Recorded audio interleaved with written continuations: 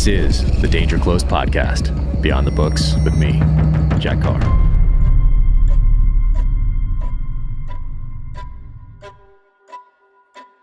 Welcome to the Danger Closed podcast, an Ironclad original presented by Navy Federal Credit Union. My guest today is Oleg Tolmachev. Now, I've wanted to have Oleg on for quite some time. We've gotten to know each other over the past few years, and he's helped me out with the Russian-centric portions of the novel for reasons that you'll find out in this podcast. We sped things up a little bit because he happens to be in the Ukraine right now, and he's not leaving. So we recorded this on Saturday, on February 26th, and you'll hear me say in the podcast that I wanted to hold it until he was safe and secure, and putting it out would not endanger him, his family, his employees, or anything like that. So he did get in touch with me today and let me know that I should put this out, and I should read something that he sent out just this morning. So Oleg sent this open letter to Fox News, to Bloomberg, and to Pittsburgh Business Times. And here's what he says. Dear sirs, my name is Oleg Tolmachev. I'm the head of production at Naftogaz, Ukraine's national gas company, since January 2021. Prior to that, I've had a 21-year career in the U.S. oil and gas industry in a variety of roles, from engineering to executive management. I became a naturalized U.S. citizen in 2016. The entire world is watching the events in Ukraine. My employees and their families are getting killed and wounded by the military forces of the Russian Federation. As a veteran of the U.S. oil and gas industry, I call on you to make your platform available for this message to all international oil and gas service companies that do business in Russia or with Russian oil and gas companies. Please terminate your business in Russia immediately and shut down your offices in Russian Federation. I specifically call on the leadership of Schlumberger, Weatherford, and Halliburton, to name a few. Revenues from Russian oil and gas exports are utilized to finance the war on innocent people in Ukraine. Head of production, Naftogaz Group, Oleg Tolmachev.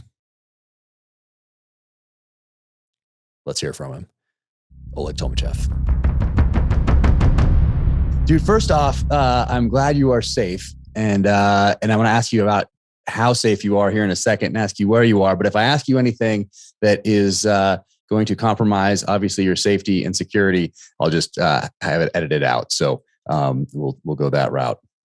Yeah. So I'm in Lviv. So Lviv is a pretty large city, probably the largest city in Western Ukraine. The reason I'm in Lviv, my company Naftogaz has a big regional office here where we operate oil and gas fields.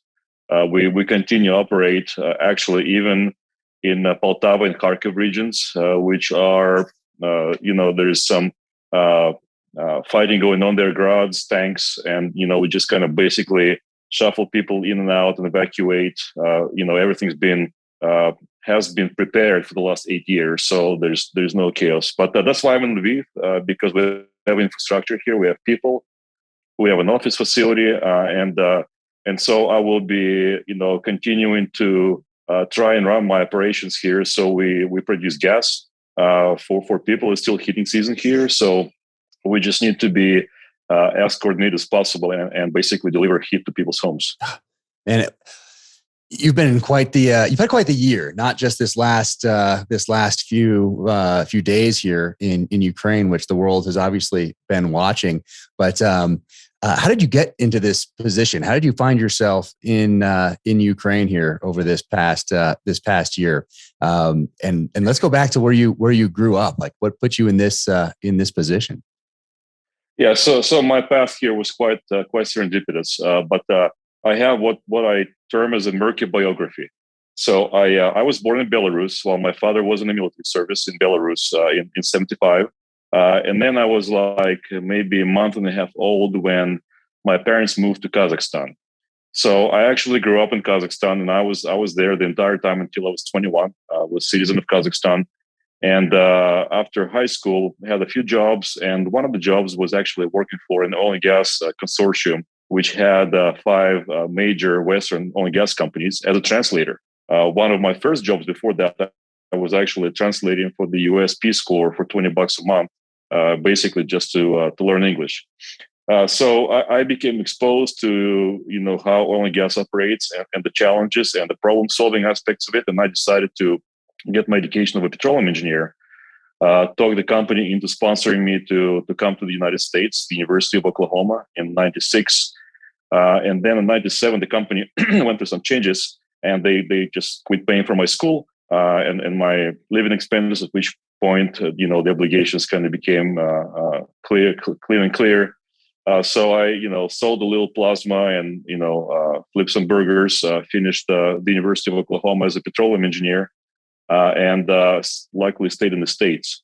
Had a pretty successful, I would say, career in oil and gas, drilling completions production for 21 years. And then towards the end of my career in the States, last 7 years, I was an exec for a public oil and gas company called Eclipse Resources and then Montage. Then we went through an acquisition by another company. And while I was, I got my, severance. And while I was contemplating what to do next, hiking in Colorado, going to Zanzibar and Tanzania, Naftogaz recruiters came to me with the offer to come and join the team as a director of production. And I thought, and the reason I was excited about that, and I'm still, by the way, really excited about this, is in the US, over the short, I would say 7 or 8 years, we became energy independent, right? We began exporting oil. We began exporting natural gas. We actually turned the LNG terminals from import to export because of the shale revolution, because of the horizontal drilling revolution, right? We began drilling horizontal wells, which produced, 50x the amount of gas than a normal vertical well. And we really were on the forefront of perfecting this technology and operational efficiencies.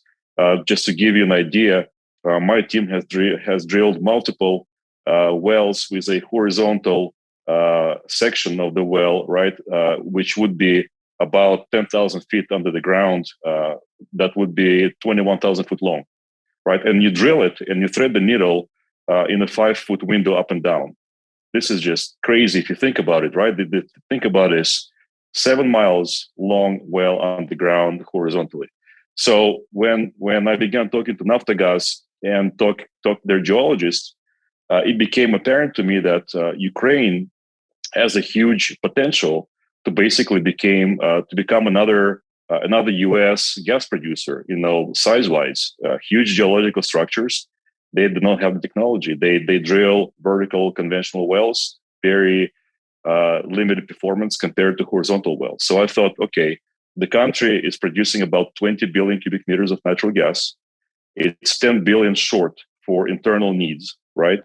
Which that 10 billion, they reverse deliver from Gazprom, from the Russian gas, through Slovakia or Hungary. And therefore, they're always blackmailed geopolitically because of that. And so it was clear to me that what we have done in the States, what we've done in Texas, Louisiana, Ohio, West Virginia, can be basically copy-pasted to Ukraine in terms of technology. And we can replicate the success in 5 to 7 years and give this country not only energy independence, but also the ability to export gas to Europe, which would be a huge geopolitical shift, energy independence and security for the country. And to me, it became kind of like competing in Olympics and trying to get the gold, right? So that was the challenge. And the idea that I had the technology, I knew the people who could come and help. I also speak fluent Russian. I understand the culture, and I can basically put the culture and the technology and operations together and hopefully achieve that goal if the country has enough political will and the ability to attract budgets. And I'm still even more excited about this because we actually see that this is happening and we're planning this and we are going to do it. So to me, that's what got me excited, why I'm here and why I'm still here. Both reasons. Jeez. I have so many questions for you, but first going back to why did you guys leave Belarus when you were younger?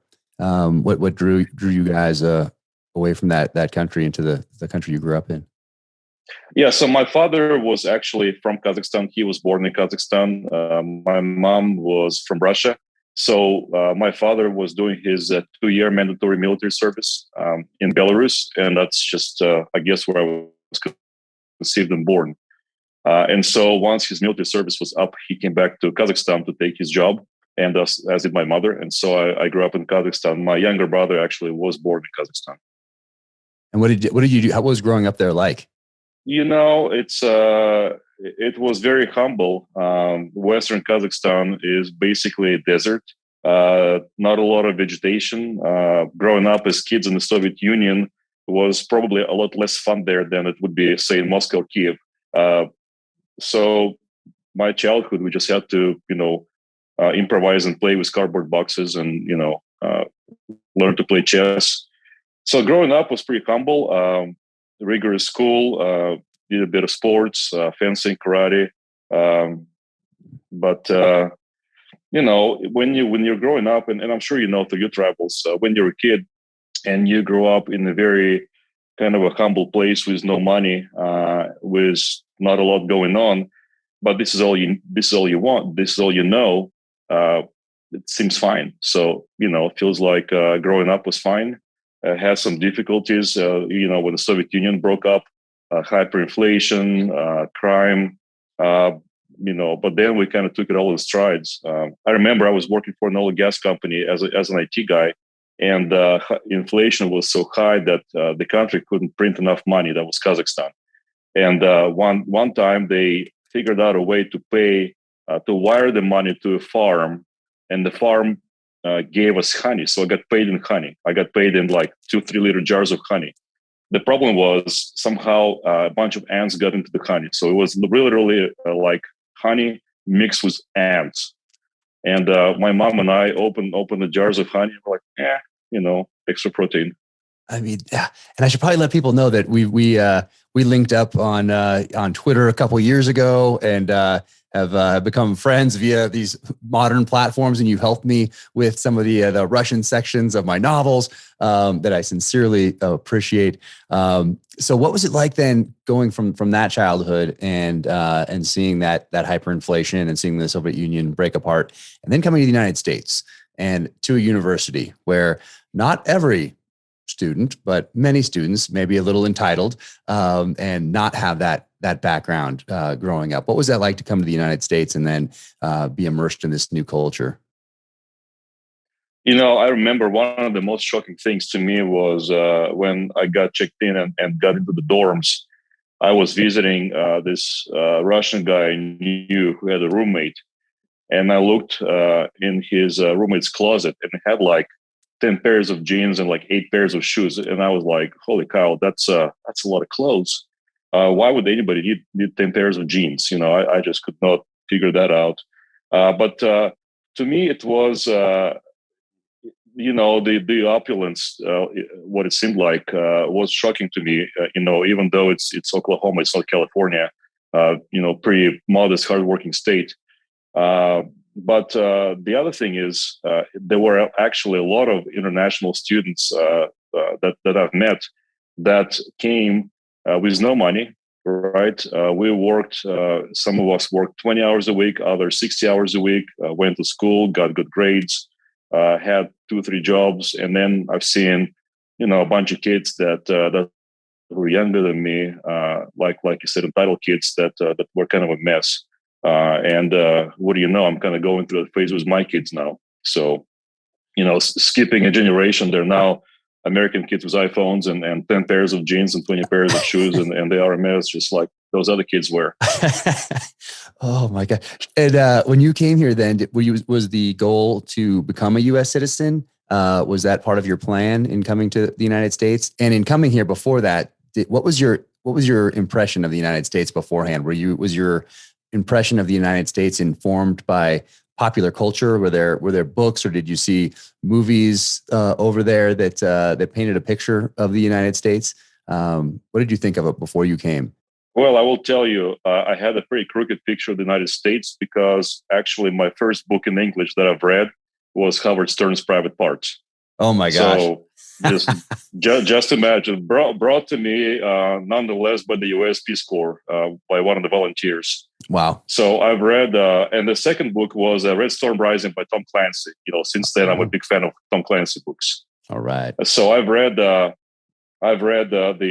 Private Parts book, and I'm like, holy cow, there's lesbians in New York. I should go to America. Wow. Oh my goodness. Howard Stern's done more for U.S. foreign policy and recruiting people than he knows. That's amazing. I mean, because the power of popular culture, I think it used to be, and probably still is, one of our most powerful exports used to be from Hollywood, especially we're talking the 50s and the 60s and the 70s. And now it's a little different. Now the kind of the films and some of the books that are out there kind of paint a different picture. It's still powerful, but not. It's obviously a little different with social media and everything. But then you get here, and was your plan to always become a U.S. citizen? I will take just another step back. Outside of Howard Stern, Chuck Norris, Arnold Schwarzenegger, Sylvester Stallone, posters all over my apartment. Yes. All of those 80s movies. I know you like those. And yes, you do. Red Dawn, one of those, very actually pertinent to current situation. Yes. So initially my goal was, to go and get the education, right? But then very quickly I was trying to figure out how I would stay and become a U.S. citizen. And that was a very long path. As you may know, it's not at all easy to get a green card. It's a very long process. It took me 7 or 8 years to get the green card through my company sponsoring me as a professional. Then some more bureaucracy, and eventually getting my U.S. citizenship. And there were really two extremely emotional moments for me in that whole process. One is actually going to the courthouse and getting sworn in as a U.S. citizen. And second, and I did not expect that at all, was actually going to vote for the first time as a U.S. citizen. Was the most, probably tear-jerking moment to me, because now you understand that you have become American. Once you vote, this is it. It's not just a passport. Wow. Incredible. Now, when you started working your way, kind of learning the oil and gas industry, not from an academic standpoint, but from working with these different companies as you start down this path, did you have any international postings, or were all of them continental United States based? Well, actually, I was getting ready to graduate when oil price was at all-time low. It was $7.50 per barrel, and gas price was basically nothing. So I had 16 interviews, and I got 13 letters of rejections. So I had 3 offers, 2 from major U.S. companies that wanted me to go to Kazakhstan and work for the local pay scale. So I told them a few things in non-parliamentary language, and they never called me back. And one was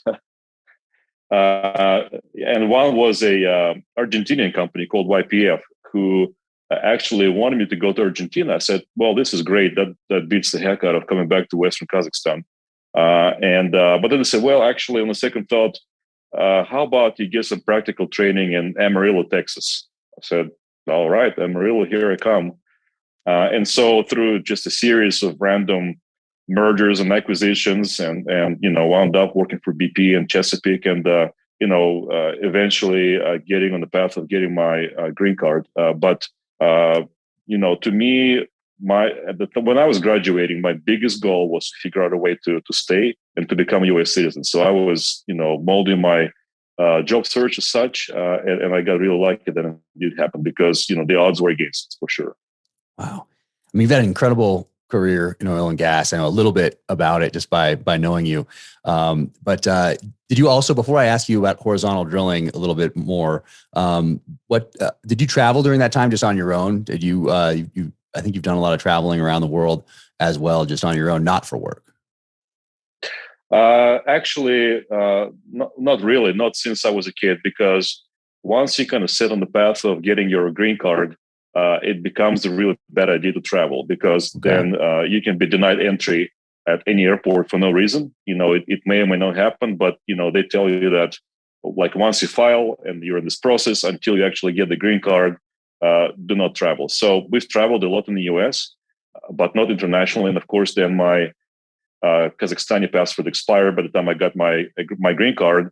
So then I had to wait 5 years to get my US passport. So just traveled a lot in the States, but just not outside much. I guess I thought that because you had that trip planned to Nepal, didn't you? Weren't you on your way to Nepal when things shifted for you? Yes, I actually I was really upset. I was training for that for 6 months. I was in the best shape of my life. That was going to be April of 2020. We all know what happened in 2020. That was the first lockdown, first wave of COVID. And in retrospect, if I had gone 5 days earlier, I would have made it to Nepal, but then I would have stayed there for about 9 months. Wow. So would have loved to go to base camp. Don't know if I wanted to live in Kathmandu for 9 months. So it's a give and take kind of thing. Right. Oh man. And then what did you see over that period from when you graduated from college until to where you are now? The shift as far as technologies in oil and gas, that horizontal drilling. I mean, you were part of a boom essentially in the oil and gas industry. Yes, and on the one hand, we've done some really cool things in the oil and gas industry, but on the other hand, I always say, we're not building rocket ships like Elon Musk, right? I mean, a lot of the things that we do, we deal with dumb iron, and a lot of it is just operational efficiency and common sense, but also a lot of new technology. So really, in 2005 and 6, we began drilling horizontal wells in Barnett Shale around Dallas-Fort Worth area, and I was with Chesapeake at the time. And we took what we learned in Barnett, which was kind of a first foray into horizontal shale development, and then just scaled it up to everywhere, right? We've done the Haynesville Shale in Louisiana. We've taken the technology to Ohio, Utica Shale, and Marcellus. And I was, at the time, a pretty techie engineer. I've done a lot of technical stuff, computer simulations. And so luckily, I was always at the forefront of kind of getting into these new plays, which was huge experience. And for an engineering nerd, it was just a paradise. I mean, it's so cool to do something that nobody has done before, at least in a new area, right? So that was very thrilling. And then I would say by 2015, 16, we got really good at it. We weathered the prices crush in 14, 15, 16. Every year was worse than the year before in terms of oil and gas prices, but we kept on going because we continued to fine-tune technology and operational efficiency. And that really made U.S. Natural gas and oil producers probably the most technologically and operationally advanced group of people on Earth. And it's still the case. Can you explain what horizontal drilling looks like? How does one do that? And how did they come up with it? So horizontal drilling has been done to a much smaller scale, probably since the 70s. But really, what was done, if you can imagine a drill bit drilling a hole in the ground, and it goes, say 10,000 feet down. Then you use a special bottom hole assembly tool called the rotary steerable, which has retractable pads on its sides and a gyro.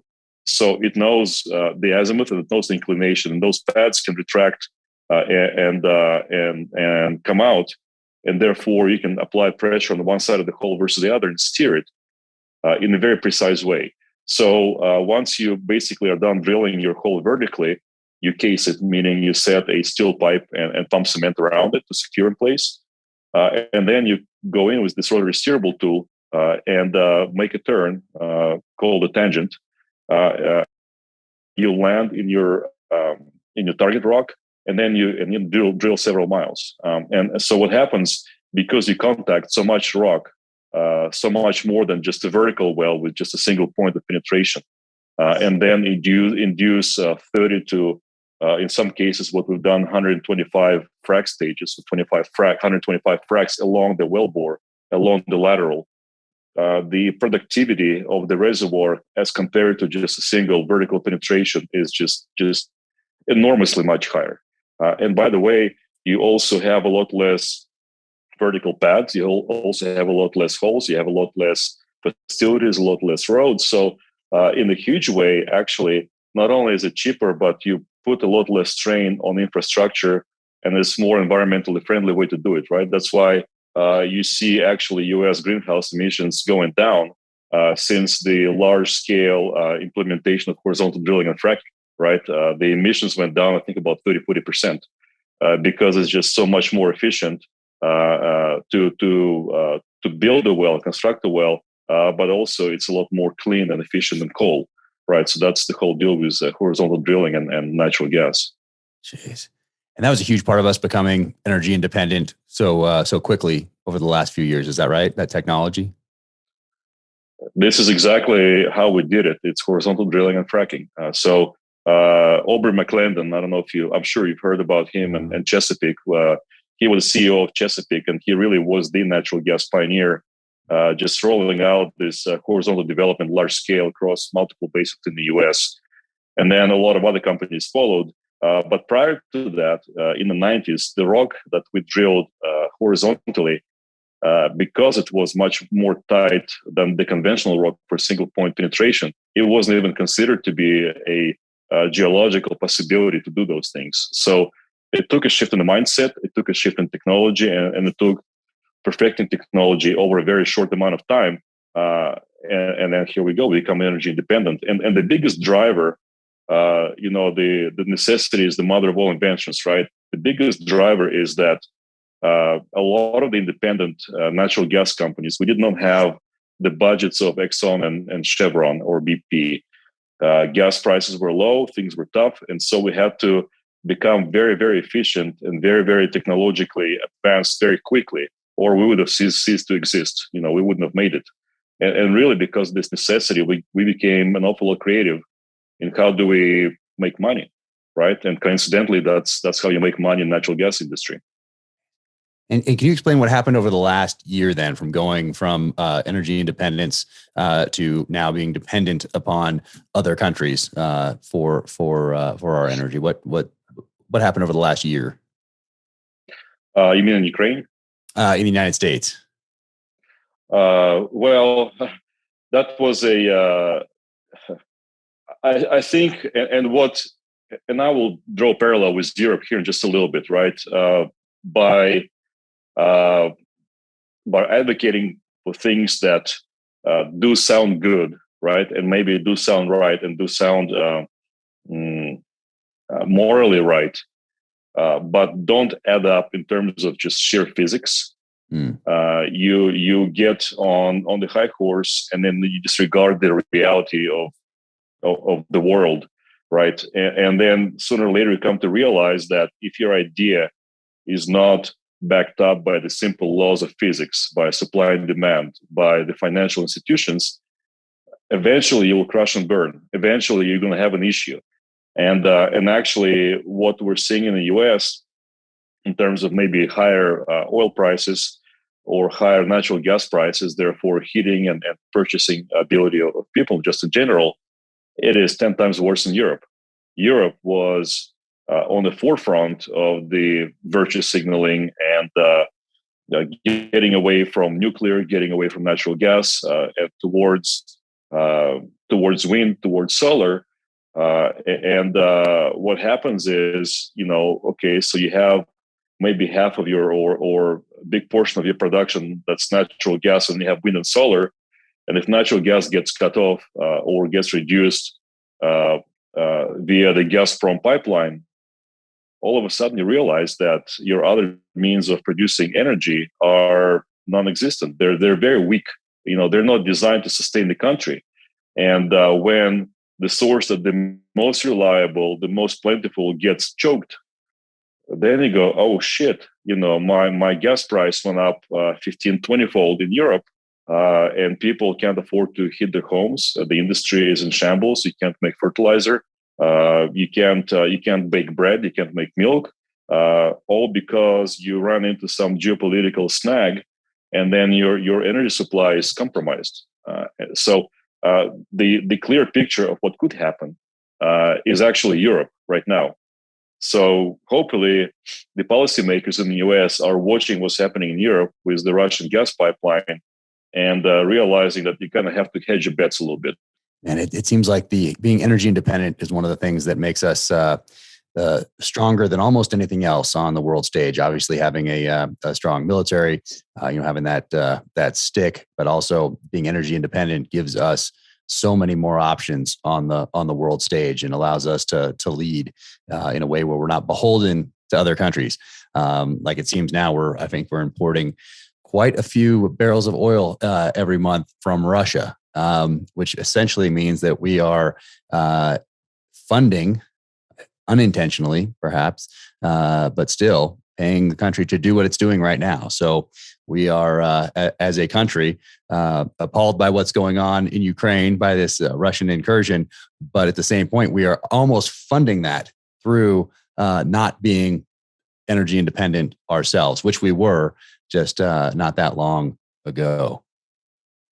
That's correct. And actually, because of how the social structure is designed to operate in Russia, you're not only making Russia richer, you're making Putin richer and his oligarchs richer. Actually, you can put names on the list of the folks that are benefiting from this, right? I mean, it's if you look at the teachers and doctors in Russia, they're not the ones getting the benefit of the oil dollars. No, those petrodollars allows those other countries, gives them that strength domestically and geopolitically, also international front. So it was one of the first things I wrote down. They get feisty, yeah. Yeah, I mean, it's one of the first things I wrote down when Russia invaded the other day. I thought someone's going to ask me about this, so I just quickly wrote my thoughts down, and that's one of the first things that I wrote down here is becoming less, once again, become energy independent. I wrote that down right here amongst 5 or 6 other points, things that we can do to help Ukraine that don't have anything specifically to do with Ukraine, but help us on the world stage. And becoming energy independent is certainly near the top of that list. Now, eventually you move from being an engineer. I mean, you're always an engineer, but you move out of that into being an executive. What was that transition like? And at what stage did you become an executive? I think it became, it happened in 2013 when I left the company called Chesapeake where I was an asset manager, basically just coordinating a lot of different operations, but still doing a lot of engineering duties. And I became a vice president of drilling completions for a company called Eclipse, which we then took public and became pretty successful with. And for me, it was kind of a soft landing because the company that I joined at the time, I think I was employee number 9 or 10. So we grew the company quite rapidly and went to, listed at New York Stock Exchange. But because I was at ground zero, I was able to grow with the company as a manager, as a leader, and perhaps it wasn't like I was going into it cold turkey. So it was a great experience, but at the time I was employee number 9, and by the time we sold the company to Southwestern, we were probably 260 people. Right now, I have 6,400 people reporting to me in Ukraine, which is nuts. Just really strange numbers.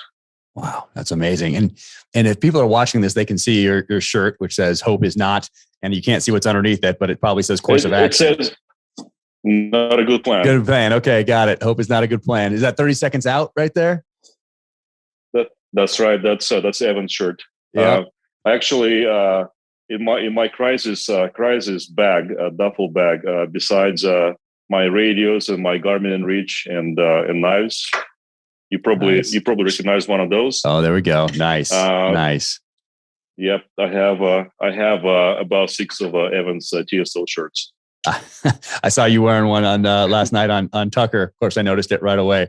So for those that don't know what we're talking about, it's a former SEAL, has a company called 30 Seconds Out, and hope is not a good plan. Hope is not a course of action. Be prepared to self-rescue, those sorts of things. Be your own cavalry is another one. So be prepared. So when we're talking about preparedness, I know when you were getting ready to go to Ukraine, actually, before I ask about that, were you always into being prepared because of how you grew up, or was that something that came along? Just was something that interested you later on, or how did you get interested in making sure that you were prepared to defend yourself and your family, or for any other contingency that comes along? Well, first, growing up in Kazakhstan,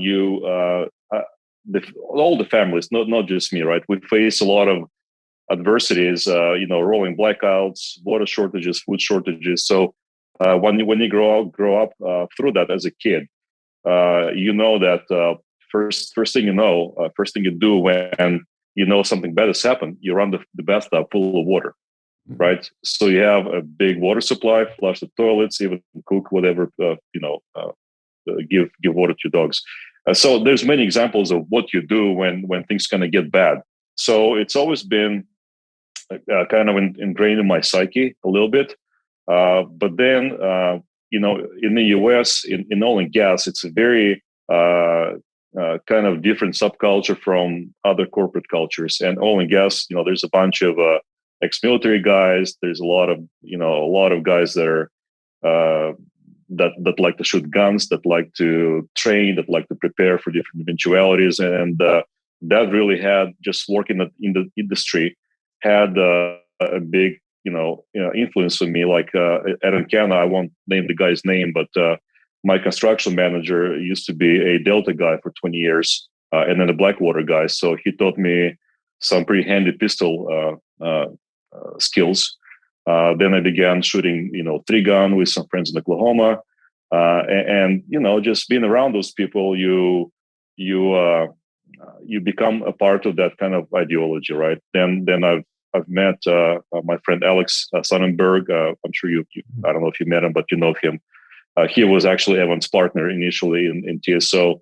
And so it kind of rubs off on you, right? You start picking it up, and it becomes a part of your psyche a little bit. And certainly for the last, I would say for the last 6 months, Evan would be texting me, going over all the contingency planning and, getting the locals network, having the cash available, comms, ability to get to the US embassy, contingency bags, So I'd say he did a pretty good job of drilling into me, being ready for what happened now. So I'll tell you, when it was time to be GFO, I had 2 bags, my Motorola radios, my Garmin, my knives, some food supplies, always a full tank of diesel. Didn't take long. Amazing. I mean, and I know when you were about to head over there, we were talking on back and forth about some of it as well. I mean, you were focused on the security aspect. I think soon after you got there, I guess, what did you do ahead of time before you got over there? What did you do ahead of time, knowing, hey, I'm going to Ukraine? What did you do as far as preparation, studying the area before you went? And what did you have any concerns when you took this job? Has it been a year? Is that how long it's been? It's been just over a year, about 13 months. Well, first of all, so to set the record straight, Ukraine is an extremely safe country. There's not a lot of violent crime, even stealing. Kyiv is probably one of the safest, or up until a couple of days ago, was one of the safest places on earth, in my opinion. So I was never worried about street violence or crime, getting beat up or getting robbed. That was not the concern. There were 2 concerns. One is, as an exec for the company, I had to make a few people involved in corruption schemes very uncomfortable. Basically, beginning to choke off the oxygen from where they get their money. So that was one concern in terms of just personal safety.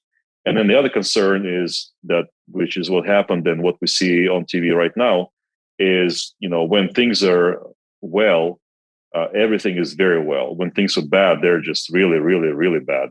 So getting ready for an eventuality that actually played out now was the concern that I had, which is why actually I brought my kit that I was going to take to Nepal. I mean, with me in my go bag, I have solar batteries, I have water filtration kits, all kinds of junk that I I would have never had if I didn't want to go to Nepal, and I would have never thought I would use. But here we go. It's in my duffel bag, and I may or may not use it, but it's there, in case I need to.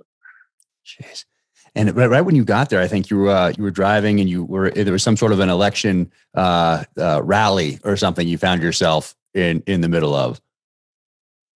Oh, that was actually in Zanzibar. Okay. So I went to Tanzania and spent time basically doing my photo safari, which was amazing.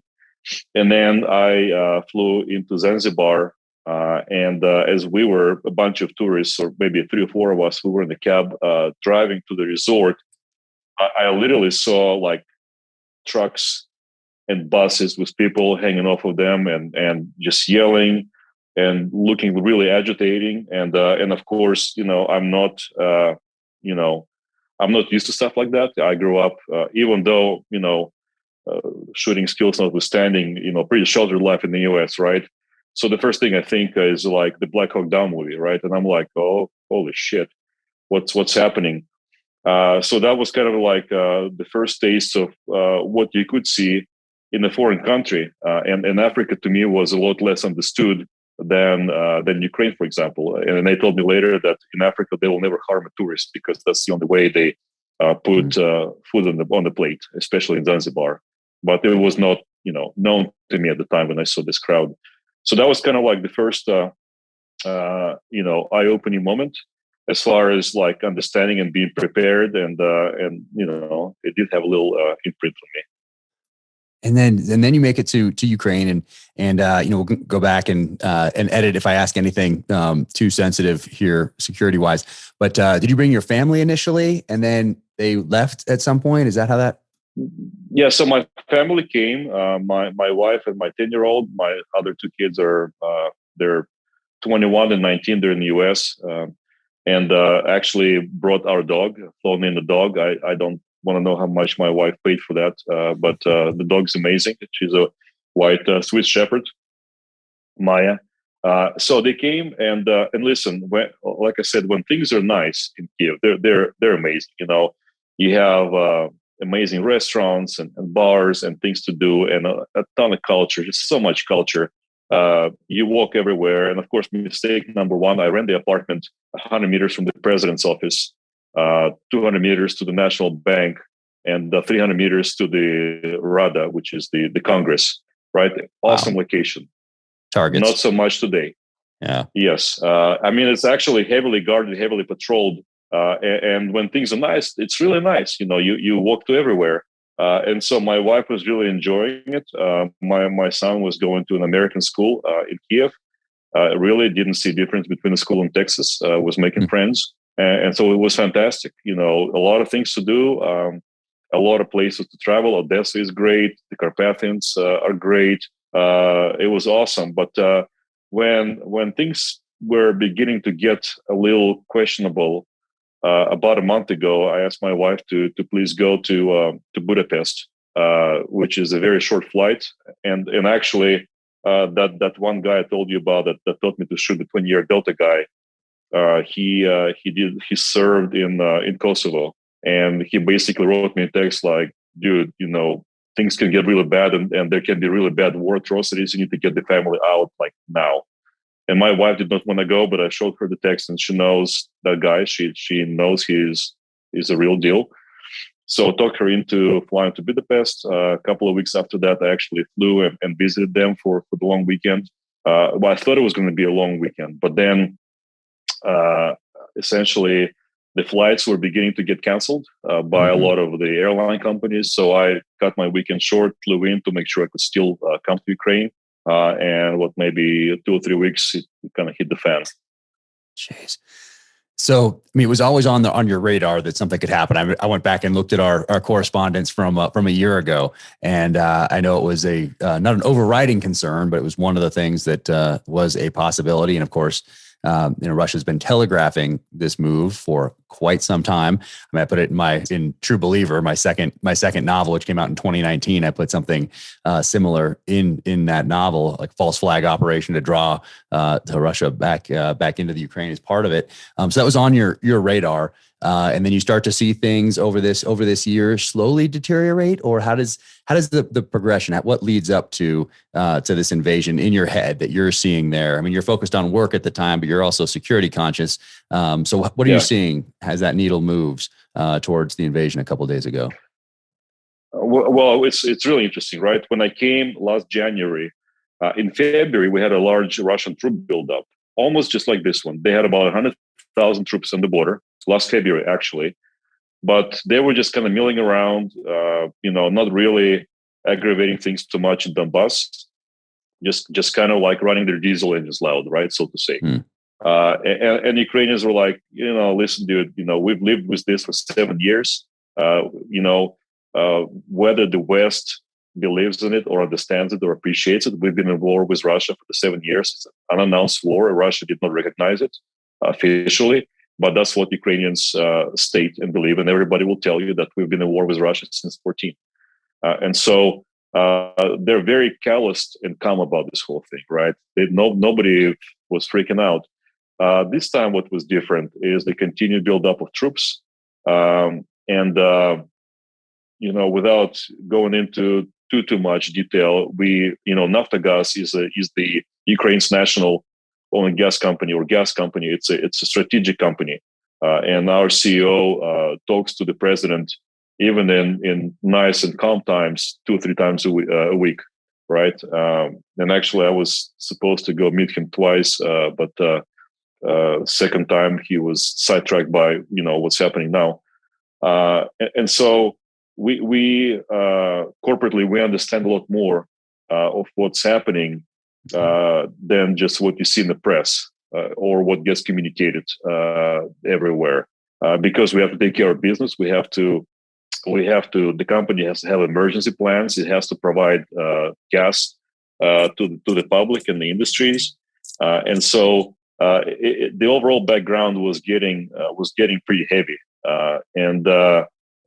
Like my spider senses were beginning to tingle, and so that's when I decided to start talking to my wife about them, moving to Europe for just a little bit. And I said, listen, if nothing happens, consider this to be a vacation. You'll walk around Budapest and you'll see the city. It'll be great. If anything happens, it'll be a lot easier for me to kind of. Deal with situation knowing that you guys are not here. Got it. And you sent me a picture when you first got there, and it was a doormat, and it had Putin's face on it, and it looks like they were hanging in some sort of a marketplace, and it said "Wipe your feet" on it, and it was yes. Was that a fairly common sentiment amongst the people that you knew in Ukraine, or in Ukraine? Is that hey, was they fairly nationalistic, and because it wasn't that long ago that they were part of the Soviet Union, right? Yeah. So actually, I bought. I didn't buy. I saw this mat in Lviv actually last February maybe, and especially after the revolution in 14. People even had like magnets on their cars saying Putin's a dick, so that is actually a very common sentiment in Ukraine. What's really amazing to me though is that if you think about this, Ukraine has a very large Russian-speaking population. So basically, outside maybe. A few folks west and Carpathian Mountains, everybody speaks Russian, whether they want to speak it or not. But everybody speaks and understands. Some young people don't anymore, but I'd say anybody over the age of 30 speaks it. By statistics, about 30% of people in Ukraine are Russian by heritage. And we're sympathetic to Russian Federation, not necessarily to Putin, but sympathetic to Russia. And so, what we're seeing in Kyiv right now, in Kharkiv, especially Kharkiv, is a huge Russian population, and Mariupol is a huge Russian population. There's a huge miscalculation by Putin's on his behalf, because you would think these people will come and greet you with flowers, right? They're greeting you with Molotov cocktails, and they're burning APCs all over the place. So they're not necessarily nationalistic, and a lot of people are, but as a country, they're more proud. They have a much higher level of identity as a people than in the U.S. anymore. U.S., as a kid, you always see U.S. flags everywhere. You see anthems at every high school game. Little league, whatever, right? Now it's just kind of weathered away, so to say. In Ukraine, that's not the case. So people are very proud, and they have a strong identity as Ukrainians, as citizens of Ukraine. Even if they don't necessarily even speak Ukrainian language, everybody. So there's a bunch in Kyiv. I'd say there's probably 40% of people in Kyiv that don't even speak Ukrainian. They understand it, but they don't speak it. They speak Russian. So, somebody may talk to them in Ukrainian, they respond in Russian. It's very common in Kyiv. And actually, no one takes offense to that. Ukrainians that are more nationalistic, they don't say, you bastards, why don't you speak Ukrainian? It's just like a common currency, right? Either you speak Ukrainian with Ukrainian or Russian with Ukrainian. Nobody really cares. So those people that you would have thought would be at least kind of apathetic, right, or maybe even welcoming to the invading troops, nothing could be farther from the truth. They're the ones fighting as well. So a much closer knit society around their identity as a country, as a people, than I even imagined before, and much more so than the U.S. right now. Jeez. So over this last year, so I think it's what is it, $2 billion a year or something that the Russians pay to Ukraine to move their energy across Ukraine in a pipeline. I think there's two pipelines, one through Belarus, one through Ukraine. Is that how things are set up? Yeah. So $2 billion. That's about the transportation fee, right? That Gazprom pays to GTS, the gas transportation system of Ukraine, GTS-U. But outside of that, besides just the ability to get the revenue, what the gas in the pipeline does for Ukraine is the ability to then basically take the gas through the custody to, say, Hungary, and then reverse the gas flow from Hungary back to Ukraine, fulfilling its own energy needs. So you basically get A, revenue, and B, you get natural gas that you purchase back at the custody, transition point. So leading up to discussion about Nord Stream 2, if you wanted to go there, if this happens, Russia can theoretically and would have practically shut off the gas flow through Ukraine. So Ukraine gets slammed twice. You lose $2 billion, and for Ukraine, it's a decent chunk of GDP. It's not small potatoes for this country. But also then you lose the ability to meet its own energy needs, even by being able and ready to pay for it. So that becomes problematic twice. So now if Nord Stream 2 doesn't take off, the only way Russia can sell gas to Europe is through the same pipeline system across Ukraine, which somewhat actually limits their military options, number one. And then number two, it's still a huge source of revenue for Russia that they don't want to lose. And it's a source of gas for Ukraine. So here's where we come in hopes of making Ukraine energy independent. Then this whole thing becomes irrelevant, right? So that's what I'd like to see. Interesting. And Nord Stream 2, can you talk a little bit about that and how it affects things geopolitically for those who have heard it? Now, most everyone has heard about this, but can you go into detail on it? Yeah, so I have to be a little bit careful with that because I am much more focused on operations and finding gas and producing gas. And Nord Stream 2 is it's most and foremost is a political issue. It's a political conversation. But essentially, for the same reasons that I've mentioned before, if Russia is able to take gas to Nord Stream 2 into Germany and then distribute it all over Europe, they basically are no longer compelled to send gas through Ukraine. And actually, Russia has take-or-pay transit payments through Ukraine until 2025, I believe. But they have been already curtailing transit volumes through Ukraine and happily paying Ukraine the take-or-pay payment for transportation.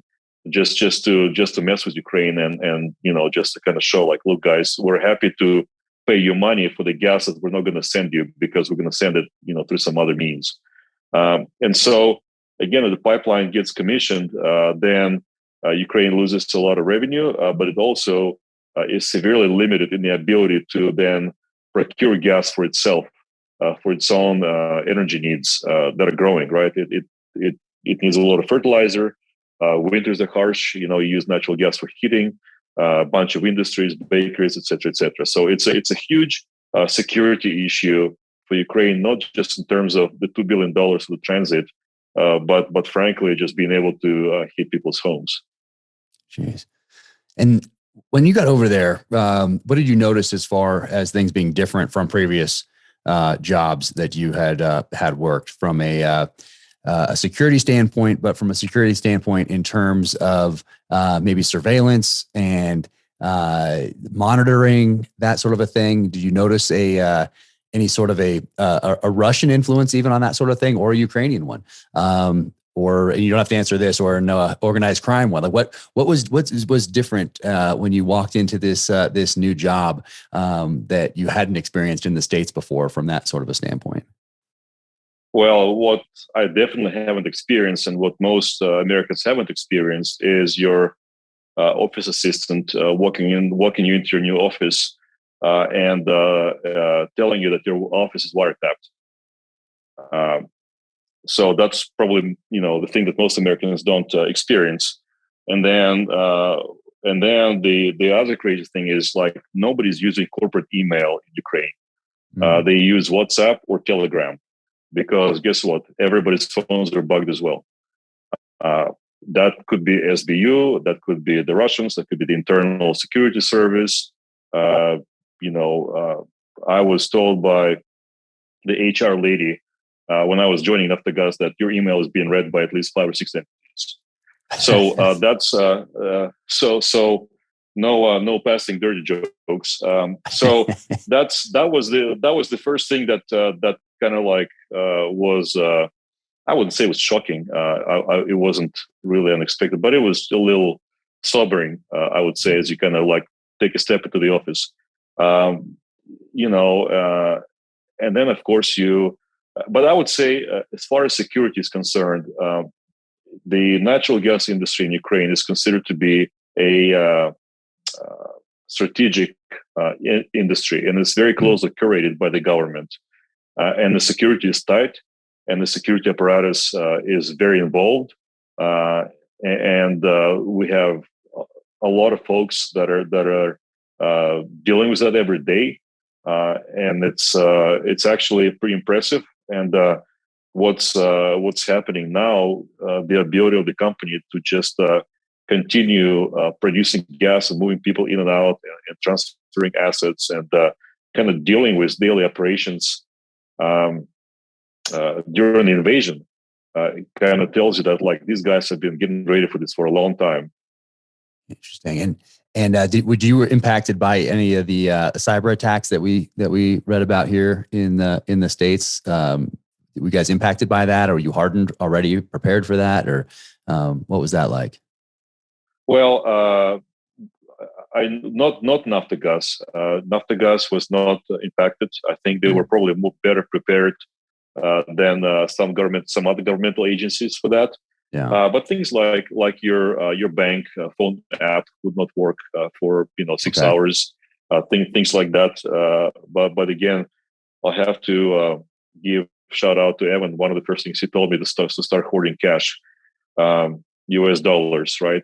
So if I can't use my bank app for a day or two, that's not really a big of a deal. But that's the only way it impacted me. Did not impact the company. But when that began happening, that was just another little clue that things are getting more intense, and they're just kind of like a snowball. It just keeps growing and growing and growing. Like, at some point, there's going to be an avalanche, right? So that was, to me, that was definitely a telltale sign. Yes. Oh man, and what was that like? The first, I guess, were you woken up by missiles hitting, by planes flying over, by artillery? What What was that like? So there were no planes or artillery at the time. But what happened was we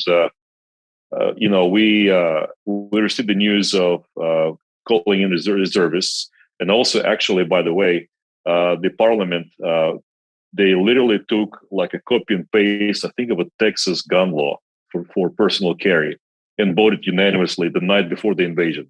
Wow! So anybody who really cared to have a gun at that point could get a gun. So that was interesting. And then basically when Putin recognized the two republics, right, I knew that there was going to be most likely a war, at least 50-50 chance. And to me, when you talk about a war, 50% chance is a pretty damn high chance. Yeah. For my taste. So, I guess I was as prepared as I could be. So I took 2 Benadryls and went to bed. I had my car packed and everything. And then I thought, it's really stupid to take 2 Benadryls. But nonetheless, I know you wouldn't approve that. But then at 5:15 in the morning, I just kind of woke up and from my kind of groggy state, and I thought, what idiot is shooting fireworks outside? It really sounded kind of like muffled fireworks. And then I walked up to the window and I didn't see fireworks, and they just kept kind of like a muffled boom. So I thought, well, what the hell was that? And then I opened my Twitter, and of course everything is blowing up, right? It's a cruise missile attack. So they were hitting a bunch of military infrastructure with cruise missiles. I think those were their I forget what they're called. I think they're firing them from the Black Sea. And so just really kind of shitty feeling, to be honest. And I grabbed some of my friends as soon as I could, which wasn't soon enough, and we tried to get out of Kyiv. Well, as you would imagine, everybody has the same idea, right? So very quickly we got kind of gridlocked, and before I really got stuck in traffic, I turned around, went back to my apartment, just still kind of hearing intermittently those booms from cruise missiles, but they weren't close. There were some military bases and warehouses and things like that were getting hit. So again, my apartment building is right next to everything, right? So all of a sudden, you see a Berdem show up with a bunch of infantry guys. That's the territorial defense, I believe.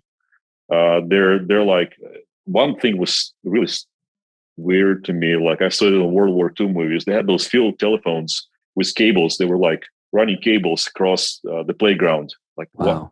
Don't they just have walkie-talkies? Like the hell is this? But they were getting, securing the building because I think in my building there's some congressmen and some other, diplomats that live in my buildings, and so I was like, okay, just hung out. It was kind of getting towards the evening. I had a good stash of Cubans, so I brought those military guys a bunch of my Cuban cigars, smoked the Cuban with them. There were 2 girls with them, maybe 19 at the most, with them with AKs. So in Ukraine, they have women serving in infantry or, just any branch really. So I made them some coffee, brought them some sweets.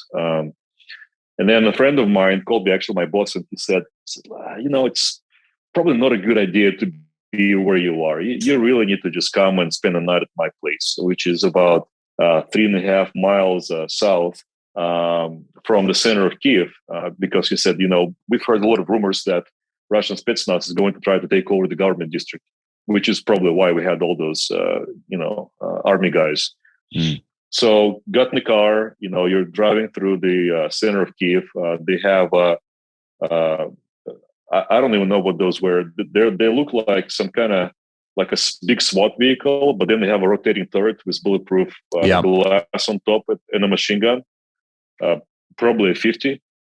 They were kind of like not completely blocking the street, but at an angle. So you have to like drive around them to get through. You have to slow down and drive around them to keep on going. So I got around that, and then I've heard what I thought were maybe jets, and I was like, well, time to break some traffic rules. So I did some wrong way driving, some red lights, got to my friend's place very quickly. things kind of come down, right? And I had this Ukrainian family with me that I got out of Kyiv. So they're 8-year-old girl and a woman and her mother. So we just and I, they left their suitcases at my house. I have my go bag. I don't let go of it. And we spent the night. Well, before with my boss, we had a few scotches.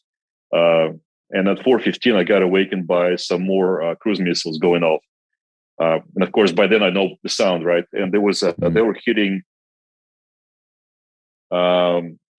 They were hitting this Antonov air base or in the vicinity, disabling the military infrastructure around it. So their idea was to try to get paratroopers out there and start, taking over the city.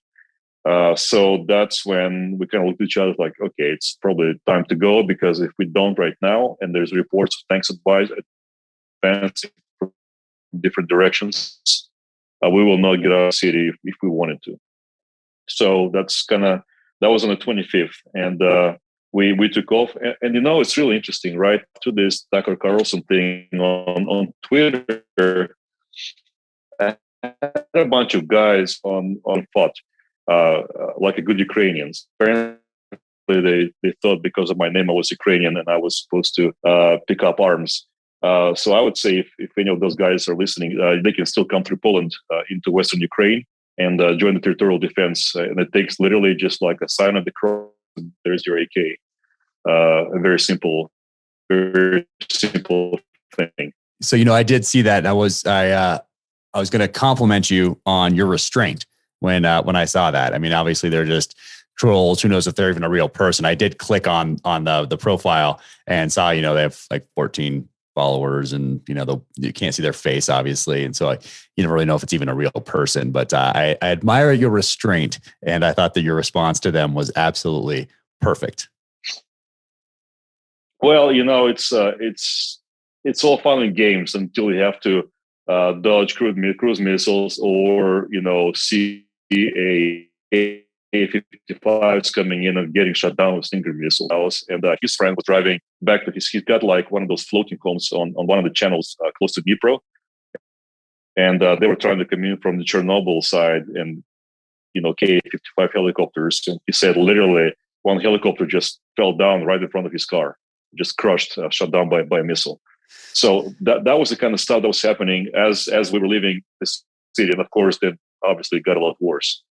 And the other weird thing is, I'm trying to analyze, how I feel in a situation like that, because, and I'm sure you know a lot about this. You never know how you would feel until you're in that situation.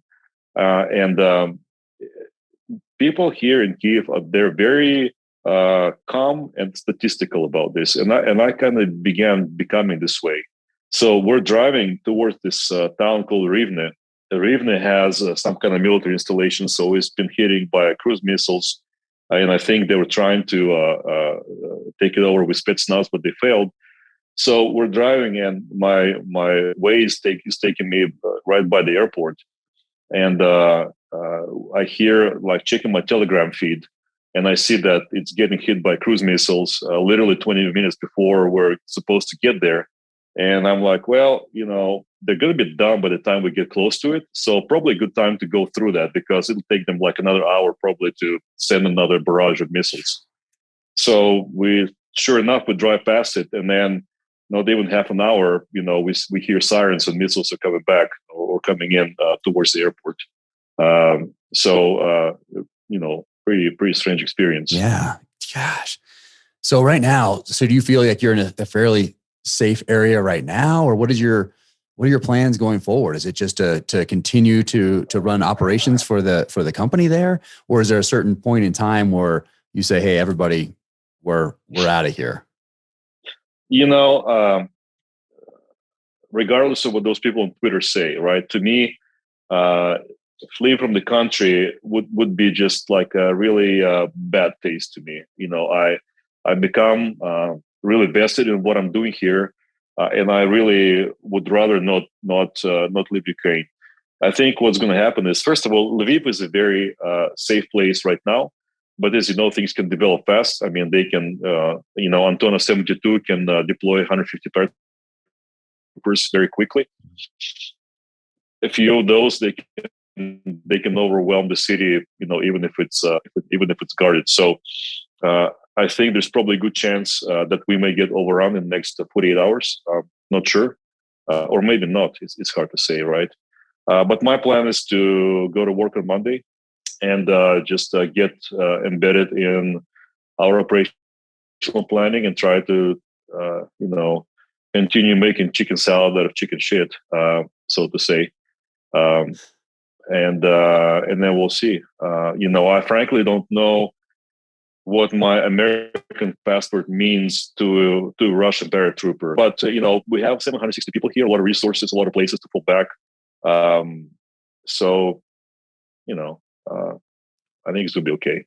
I mean, you don't seem too worried about your safety or being targeted even.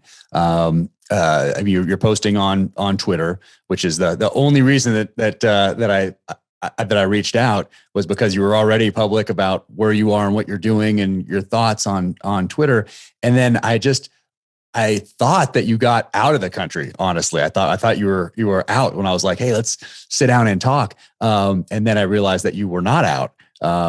And are you worried about your safety? And of course, if you are, I will never put this up until a year from now when everything's calmed down, hopefully, or whatever it might be. But are you worried about your safety dollar being specifically targeted for any reason? Or do you think that you won't be targeted because you're an American and you have that passport and you're working at a fairly high profile country or company in Ukraine? Yeah, I think the American passport does help. I'm probably, if I were to be worried, it'll probably be like just some random, missile hitting the building or things like that, And to that effect, it's kind of hard to think about it too much. I mean, it's statistically, there are certain odds that are always there. I don't know. Maybe I should be more worried. Maybe I'm still not thinking right from being sleep deprived. I don't know. But right now, frankly, what I do think about more is, maybe a couple of weeks prior to the invasion, I've been walking around the town and you see like kids in strollers and mothers. And then I realized that all my American friends that would put things like praying for your safety on your Facebook, I said, don't pray for my safety, pray for 2 million people in Kyiv. Because they're probably more vulnerable than I am, and the elderly and the children a lot more vulnerable. I can probably I'm probably a lot more mobile and I can do a lot more things, including even the physical security if I need to, than ordinary people here. So I was actually kind of thinking a little bit more about that. Wow, that certainly says a lot about you and your character. Throughout a lot of history, obviously, resource grabs are one of the main reasons that countries invade one another. Do you think that is more of the reason why Russia wants Ukraine back under the fold, or is it to reconstitute something that once was, or is it both? I think, frankly, the whole thing is very irrational. Talking to my friends and my brother lives in Russia. Nobody can understand why this is happening. Like literally, people are like, what in the hell is going on and why? So, to me, probably the attempt to reconstitute the old Soviet Union will be probably a more prevailing reason to do something like that. In which case, if I was Kazakhstan or Azerbaijan or Armenia or Estonia, Latvia, Lithuania, I would be really asking myself a question of what was happening next. The whole thing's been so erratic and so poorly organized. Just even in terms of the military action that we've been seeing around Ukraine and Kyiv, the Russian casualties are enormous. They seem to be disorganized. They get taken prisoner all over the place. I've heard more than once that they roll in from Belarus. They don't even know they're in Ukraine or what's their objective, right? And they just kind of run out of diesel or they get broken down and the Ukrainian guys pull up and ask, hey, dudes, what are you doing here? Like, you guys have some diesel? We're out of diesel. And so it's just really weird. To me, it's just I don't even know what to think about it. It's just complete chaos on the part of the Russian military execution, right? I mean, they knew where to send cruise missiles for sure, very accurate, but the rest of it is just a shit show from the standpoint of just kind of watching it on the ground. Yeah, interesting. Do you think that they thought that that Ukraine would just kind of fold, that the president would leave under the threat of invasion or the initial incursion, and that they were surprised by the resistance that they've run into? I thought they were probably confusing Ukraine with France of 1939, and that did not pan out very well. I really think they were expecting to roll in and people bring them bread and salt and shots of vodka, and they replace the government and it's done. And this is not happening for sure. Interesting. The people that you talked to, or was the sentiment? Did people think that the United States would, or Germany, the UK, would come to Ukraine's defense? Were they expecting that? Were they not expecting that? Do you think? Because I know that Ukraine gave up their nuclear arsenal in 1994, and I think part of that was I don't know if it's an actual treaty or not, but part of that was that the U.S., U.K., Germany, I think a few others would provide for that defense because they were giving up their nuclear arsenal that obviously was in the country under the former Soviet Union that broke up in 1991. Were they expecting more, or was that not even a calculus? Were they more of the mindset that, hey, kind of like 30 seconds out, no one's coming, it's up to us? What's the general sentiment as far as that goes? Budapest Memorandum of 1994. And there's definitely a difference between a memorandum and a treaty. Yeah. If you get my drift. Yeah. So that's one issue. I don't think anybody in Ukraine would think a country would actually have troops on the ground in Ukraine. Nobody here allowed for that. People knew that they would have to fight alone, but they went. So they were, and as you can see, I mean, I'm sure you can look up the stats, right? But they've inflicted a very, very heavy toll on mechanized infantry and tanks, and all those shipments worked. And actually, even driving back to Lviv, I saw still shipments coming in from Eastern Europe. So they're continuing to come in, as far as I know, and so actually having like in-laws or javelins in an urban environment makes them probably awfully effective against tanks and mechanized infantry, as the Molotov cocktails. Actually, I've seen videos people hurling Molotov cocktails from their apartment buildings and burning up APCs. Jeez, I mean that's to see this today is in the U.S. It's shocking for a lot of people because they don't have a touch point with anything other than stability.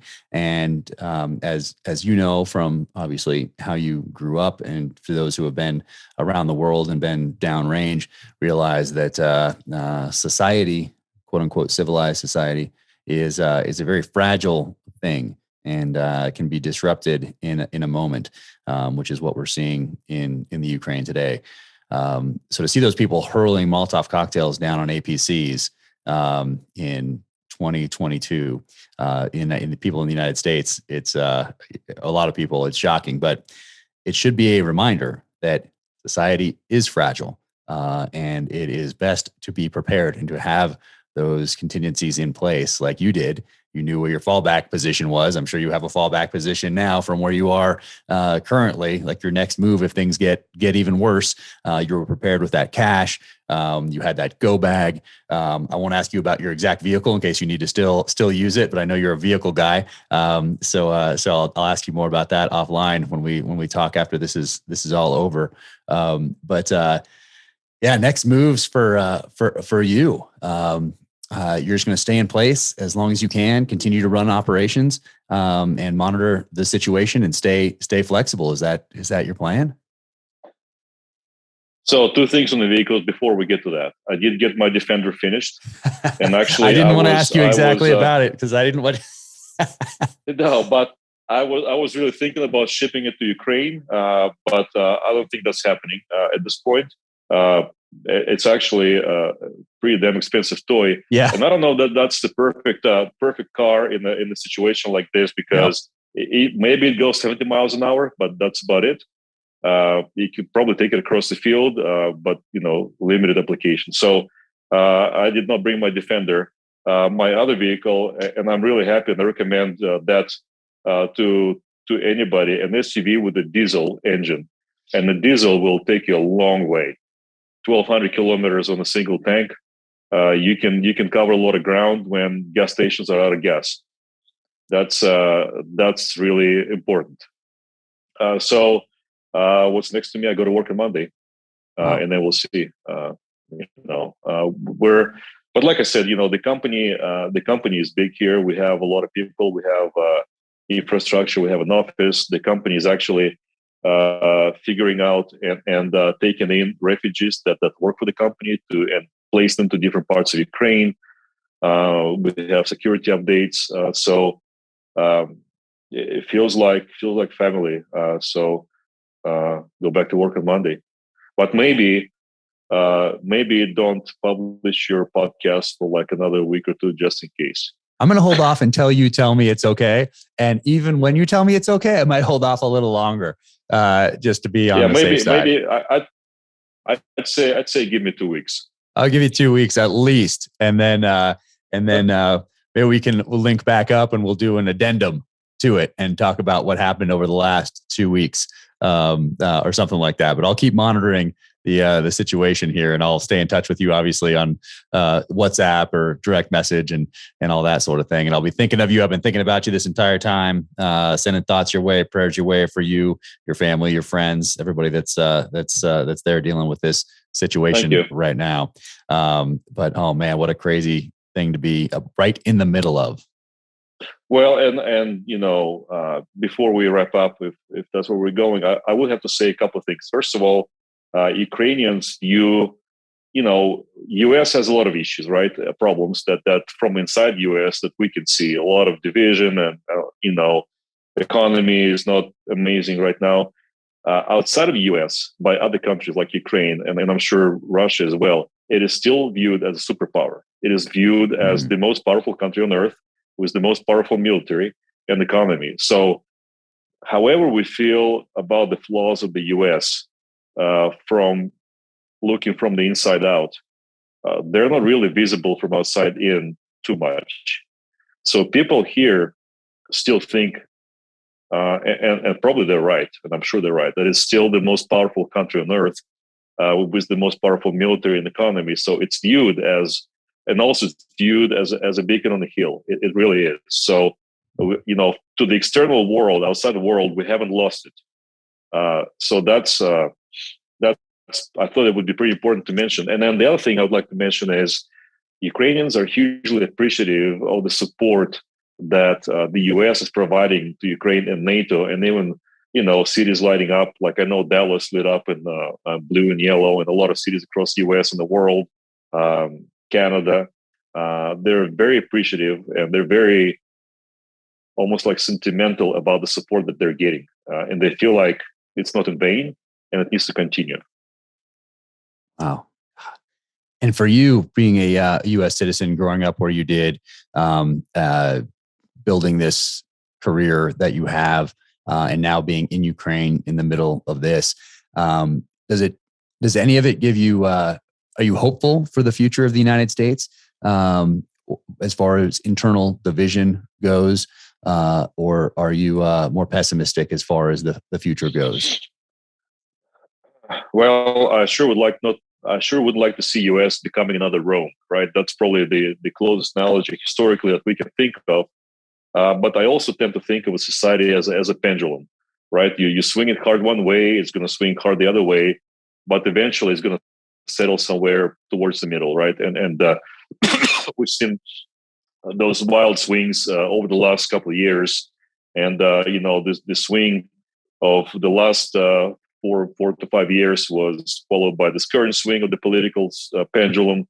And I just hope that people viewing what's happening in the world in terms of the geopolitics, in terms of energy, are becoming more aware and more in touch with reason and logic and physics and economics, and people, I would hope, would begin to think rationally. That's all you can ask, right? Is for people to think rationally. If you have rationality, if you have logic, everything's going to be fine. So that's what I hope for. I'm on the same page as you are as far as learning how to think logically. That's one of the most important things we can do. One of the most important things we can teach our kids. And unfortunately, we don't teach that in school. So if the kids are going to get it, this next generation, it has to come from parents, from mentors, from friends, but thinking through things logically. I think you're right on track as far as all that goes. So, oh man, thank you so much for taking this time, and we will definitely circle back in the next couple of weeks and hopefully jump on again and talk about what has transpired between then and now. But man, I have so much respect for you staying in place there. I mean, you're a leader within that company as a senior level executive, and keeping things running. And once again, thinking things through logically and being such a good example for all those in your circle. And not just on the business side, but as far as being prepared and having those fallback positions in place and thinking things through logically. So, man, you stay safe out there. Thank you, Jack. I appreciate it. It's a huge honor to be in the podcast. Hope to talk to you soon. Man, honor is all mine. And you know how to reach me. So reach out if you need anything. If there's anything I can do, I'm always here for you. And sincerely appreciate all your support over the last few years. And man, I'll be thinking about you, and I'll be in touch. All right, man. Sounds good. Just wanted to say a quick thank you to Navy Federal Credit Union for taking such good care of me and my family over the years. I've been a member since 1996. Right there. There's my Navy Federal Credit Union Q card right there. So yeah, been a member for quite some time now. They've done a fantastic job with me and my family. And I know that investing and saving can be stressful, and Navy Federal Credit Union takes that stress away. A lot of educational materials, and they can help you get on track in 2022 when it comes to saving and investing. So go to NavyFederal.org/save and invest. Trust me, you won't regret it. All right. Mountain Tough, MTN Tough. Awesome. There's a huge announcement from the crew over at Mountain Tough, MTN Tough. After 2 years in the making, behind the scenes, the Mountain Tough Plus native app is finally here for you and ready to be downloaded on all the platforms: iPhone, Android, Apple TV, Roku, and more. MTN Tough Plus is the fitness app trusted by the dedicated, trusted and used by dedicated backcountry hunters, wildlife firefighters, law enforcement officers, and U.S. military special operations forces. And now you can train on your time, your way, from your phone, tablet, TV, or web. MTN Tough Plus is an all-access subscription giving you access to all Mountain Tough programs, all new programs, and bonus content. Awesome. If you've been following me for a while, you know that I have prioritized finishing my latest novel and moving. This will probably be one of the last things I do from this studio as we move to the new house and new studio. So that is about to change. My priorities moving forward, well, I'm going to get better at scheduling these things and actually getting those workouts in, then working for about 3 or 4 hours on the novel, then jumping into the business side of thing for an hour or two. But point being, MTN Tough, Mountain Tough is the program that I am using. I've been scouring the website, checking out the app. It is absolutely awesome. And these days with so much going on, I need something that's going to tell me what to do, because I'm going to shift right from doing one thing, bam, into the workout and having it right there, ready to rock. That's exactly what I need. So thank you guys for putting this together and putting so much thought, time, energy, effort, and testing into it, because what I want to do these days is be ready for life. And yeah, I'm probably not jumping out of a plane anymore and going doing those special operations type missions. Now it is training for life and to keep up with very active kids. But this is what I'm going to use: MTN Mountain Tough. Increase mental toughness, build muscle, improve endurance anytime, anywhere from any mobile device. Thousands of workouts are available in the MTN Tough Plus subscription. You can start today with no equipment needed to start. That's what I liked what I saw. You can have equipment or no equipment. And there are workouts for every level, beginner, intermediate, advanced, elite. Just get on there and check it out. And then more importantly, get after it. Everything you need is in one spot. From cardio to strength, Mountain Tough programs are designed to be built to build the optimal athlete. Thousands of hours of testing on dedicated mountain hunters, first responders, and military personnel. Programs for everyone, those who hit the gym and the heavy weights, and those who like to work out at home with no gear at all. Stream from your TV, laptop, mobile, or tablet.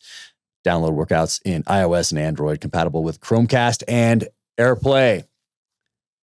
MTN Tough has been the trusted training for dedicated individuals for years now, including U.S. military special operations and dedicated backcountry hunters. There is no excuse for you not to start today, as after 2 years of research and development, the MTN Tough Plus native app is ready to download. With MTN Tough Plus, you can conquer your goals with thousands of workouts and train with equipment or just your body weight on your phone, tablet, TV, or web browser. MTN Tough is offering Danger Close listeners 20% off all new Mountain Tough Plus subscriptions with the code Danger Close. Go to mtntough.com and enter the code Danger Close to receive 20% off brand new Mountain Tough Plus subscription. That again is mtntough.com and enter the code Danger Close. Thank you for tuning in to the Danger Close podcast, an Ironclad original presented by Navy Federal Credit Union. To find out more about Oleg, you can follow him on Twitter. And that Twitter handle is OTOLMACHEV.